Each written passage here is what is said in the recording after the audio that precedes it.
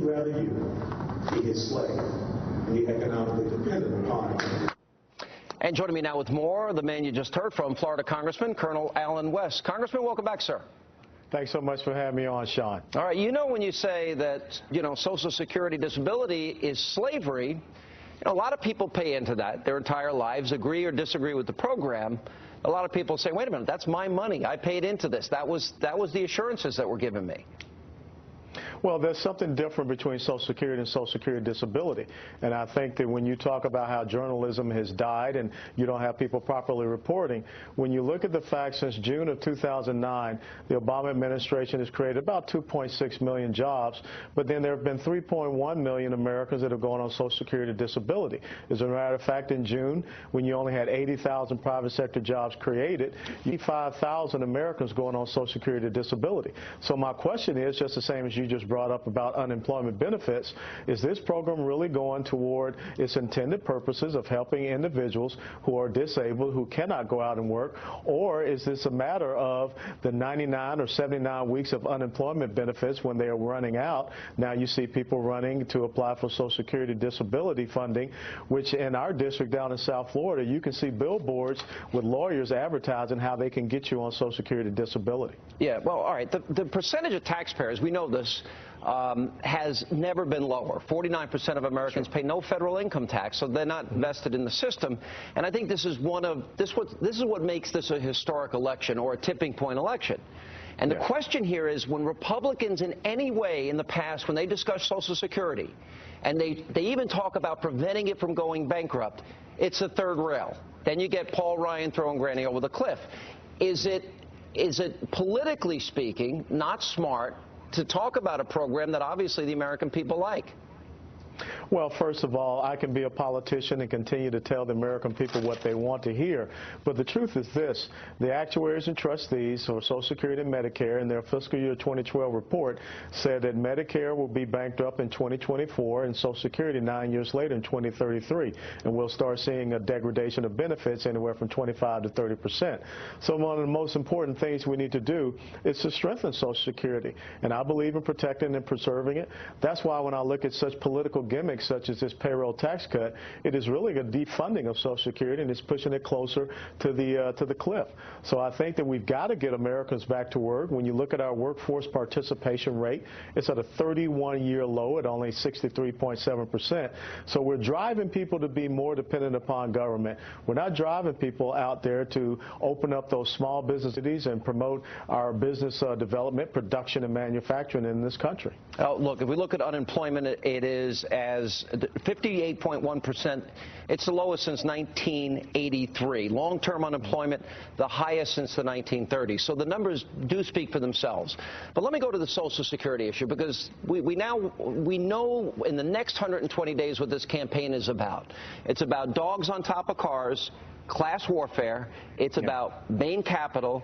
It's these red herrings about, bank accounts in the Caymans, war on women. So the question is, do you believe the American people, do you believe that they are willing to accept austerity measures, like in the case of Wisconsin, to balance the budget, to not borrow money, to not run up record deficits? Do you think they're prepared for that? Well, I think that when the American people see a plan for our economic security, they will react as the voters did in Wisconsin. And I think that that's what we have to do. We have to draw a complete contrast between who we are as fiscal conservatives, constitutional conservatives, believing in limited government and fiscal responsibility, and individual sovereignty, which is so important. We cannot continue to go down the path of a president that believes that you can use the tax code for behavior modification, which is really the decision that came out of the Supreme Court, reference Obamacare. And then we also see today where the president believes that he can use the tax code to pick the winners and the losers based upon his own ideological agenda. So I think that we need to have the tough discussions with the American people and give them the truth, and not continue to knuckle down because liberal media wants to take their little soundbite rhetoric to try to intimidate you. African-American unemployment, youth unemployment now is at 50%, and if you look at the black community, unemployment is at its highest level in in 27 years. 14.4%. 14.4%, all digits in the Hispanic community. Overwhelmingly, the African-American community voted for Barack Obama. Polls show that he will win the majority of the African-American vote again. When you use the word slavery, that's the word that seems to have ignited this firestorm. What is your reaction to your critics for using that word? I don't care about my critics. I understand that my country is at a very perilous situation, and I'm going to use the type of words that are necessary to get the attention of the American people. Look, Sean, I commanded a battalion in combat. I didn't sit down before we launched into Iraq and told that those men and women that we'd have nice cold water and warm chow every day and no one was going to shoot at us. I told them the truth, but I made sure that they were prepared to go into that combat zone. I want to make sure that the United States of America, that has been around for 236 years, as a beacon of liberty, freedom, and democracy, continues on for our subsequent generations, our children and grandchildren. And I really don't care about critics. I really don't care about the liberal media. What would you do if you were Mitt Romney then, and the attacks that they're using against him and trying to distract from Obama's record? How would you defend against that? Well, very simply, I would go back to the quote from Alexander the Great, fortune favors the bold. And the American people are looking for a bold plan of action that centers around our economic security, our energy security, and our national security. And I say don't chase the little shining toy that the liberal media and the liberal progressives like to put out there, as you just talked about war on women or some of the other means by which they want to divide us and pit us against each other in their goal of collective subjugation. Yeah. We've got to talk to the American people, and that's the bottom line, and that's what I would advise Governor Romney to do. Last question. We know that the governor is, in fact, vetting women, according to his wife, Ann Romney. We know that Marco Rubio is under consideration. Governor Palin on this very program has said that she thinks you would be a great vice presidential choice. Yeah. Do you want yourself being vetted for that position of vice president?